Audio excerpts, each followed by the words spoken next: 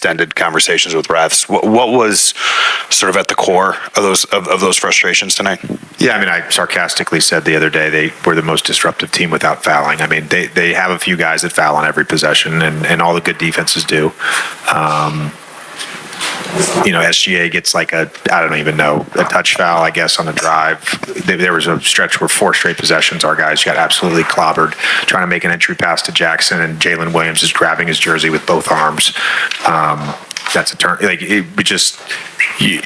hard enough to play. They're hard enough to play. You've got to be able to just call it if they foul, and they do foul. Along those lines, I mean, LeBron has, I think, taken 5 free throws here in 2 games. Have you seen him be like attacking and downhill? And are you surprised he hasn't been able to get to the line more?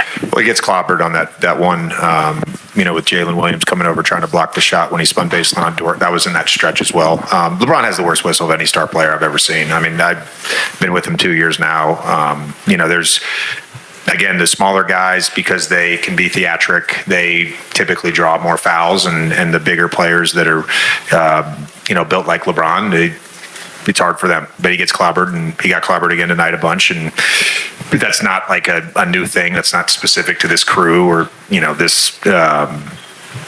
this series. He gets fouled a lot. That doesn't happen. I mean, guy gets hit on the head more than any player I've seen on drives, and it rarely gets called, so.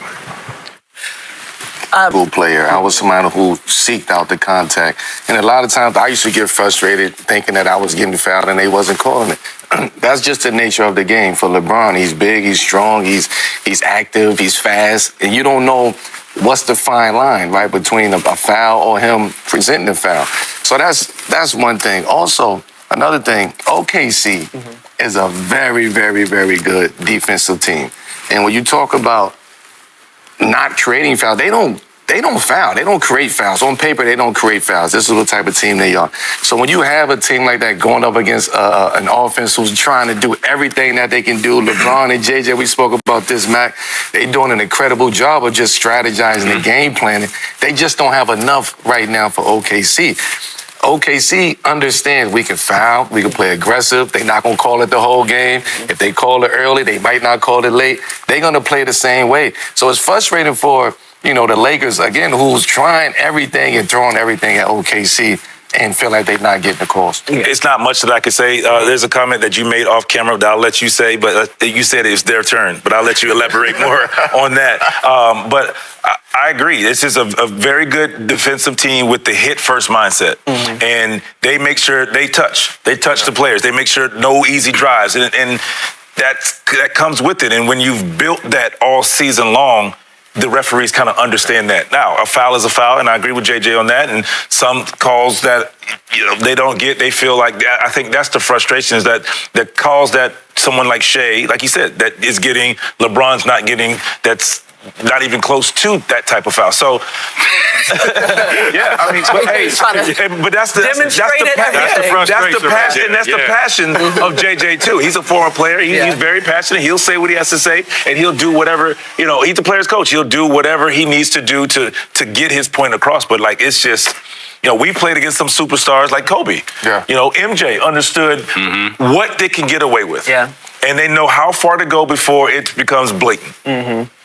So, OKC, I think, is a very physical defensive team, and you alluded to it. I think what they do, they establish themselves first, right out the gates, on how they want to play, and that's being physical.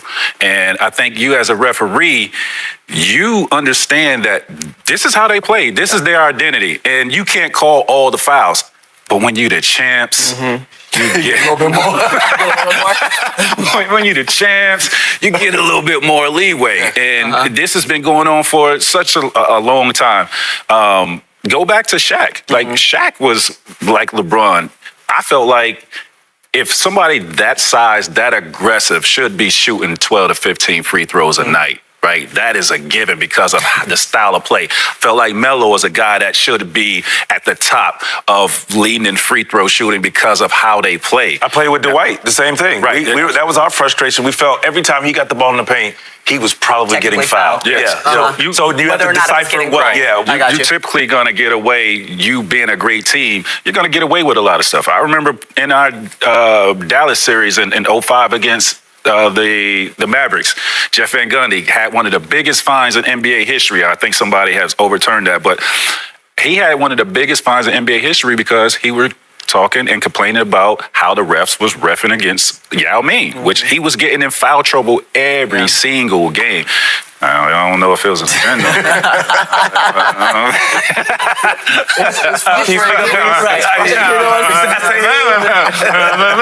for a Cousins podcast. We'll leave that over there. Do you guys subscribe to the idea that officiating changes throughout the playoffs or in certain games? Like, how do you guys measure that as players who have been through that as Hall of Famers? I mean, from my experience, it does. I think the referees are locked into points of emphasis going into the playoffs.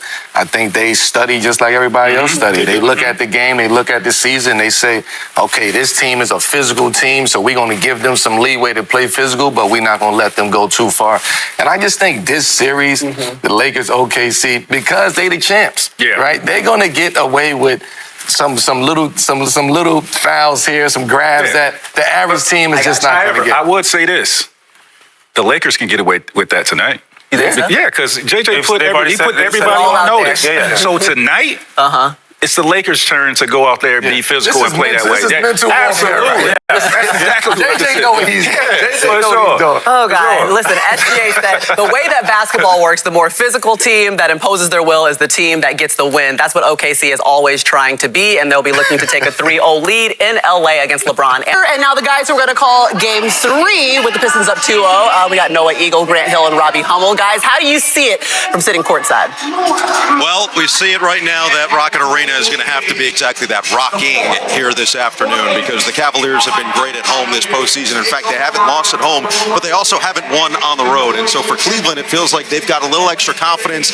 And normally you say that the series doesn't start until the road team wins. It feels like in this case, it has to be the home team that has to start the series today. Well, 100%. Cleveland, they're going to have to really step up and play better. There's been a theme during this series thus far. Cleveland digs a hole in the first quarter, works hard to get back in it, and they don't close strong down the stretch. But they're going to need to get off to a good start, and their stars have to be stars. They have to be the best players in the fourth quarter.